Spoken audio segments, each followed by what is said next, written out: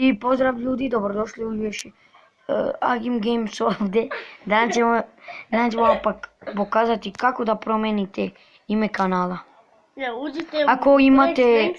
Ako imate YouTube kanal, idete u YouTube.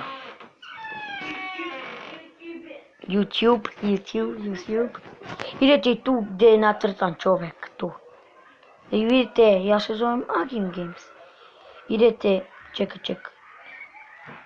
Na to Agim Games, gdje piše na vaše ime. Moj kanal idete. I idete tu, vidiš, gdje se namješta, vidiš. Tu. I sad možete tu da promijenite sliku, što ja znam. Evo vidite, tu piše Agim Games. I vidite tu olovku nacrtanu, stisnete tu. I evo na primjer ću da dodam ITZ Agim Master Gaming. Evo ga, potvrdite. Prepano je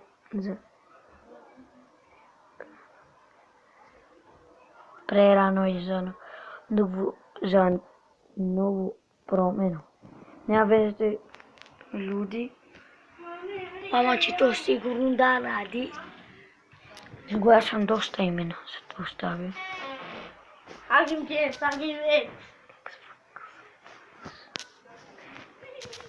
Ne može, vidite, zato što sam ja mnogo ovih dodao. I to možete opis. Tu naprimjer, čao ljudi na ovom kanalu Ljudi, dajte mu dislike. Laže. Snimati preživljavanje. Laže ljudi, dajte mu dislike. Preživljavanje. Dajte mu dislike. A bega. Preživljavanje. Laže. Micro. Ima mod. BATTLS. Ima mod, bre. Na Ima mod. Netflixu. Ljudi, dajte mu dislike. Ja ću da naučim kako da to radi. Dislike, glasite dislike.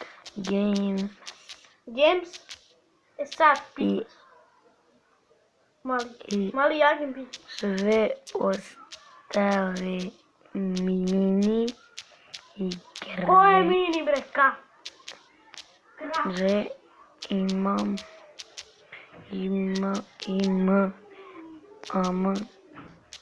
9 godina, dolazim iz Srbije, pozljuti.